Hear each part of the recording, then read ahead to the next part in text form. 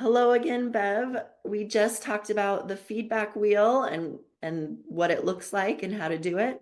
And now we're going to talk about what the listener's role is. So if somebody brings up the feedback wheel, says, "Hey, can I talk to you about something?" and they go through the steps, what is the job of the listener in that moment in the use of the feedback wheel? Right. So, what I want to remind you what we spoke about earlier, that the idea of the feedback wheel is to repair, and it's a one-way street. It's not you said, I said, you said, I said. The, the listener is there to listen at this point. They will get their turn another time where they want to bring up their hurts.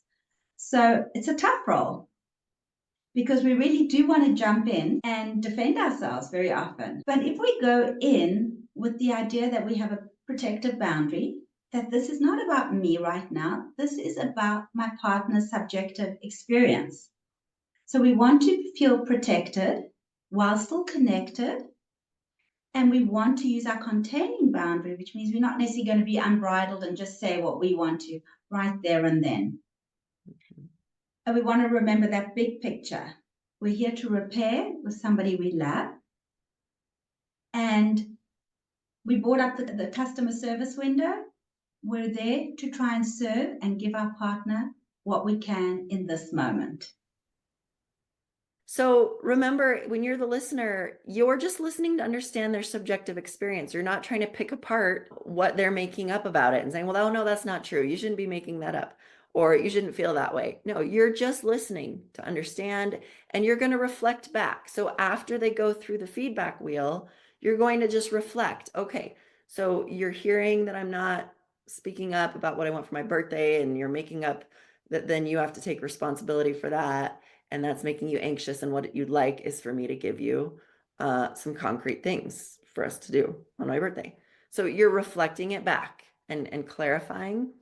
And then you're going to give, when they make that request, you're going to try to honor that as best as you can and say, yeah, I'm willing to work with you on that. I'm willing to honor your request, or at least parts of it. And then you can negotiate. So I just wanted to jump back to the first one. You said, listen to understand, not to find what you disagree with. That's really an important starting point where we want to jump in and make it about ourselves. And that's a great place to remember.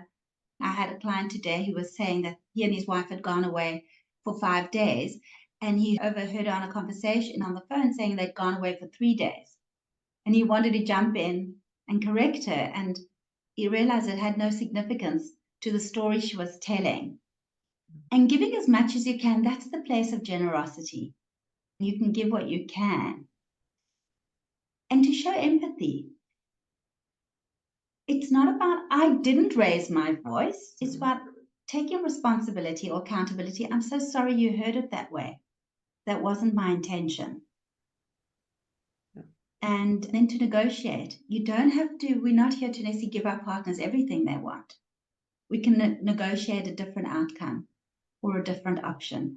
And then just to remember that the feedback wheel is not necessarily about coming to agreement. It's about coming to repair and to acceptance.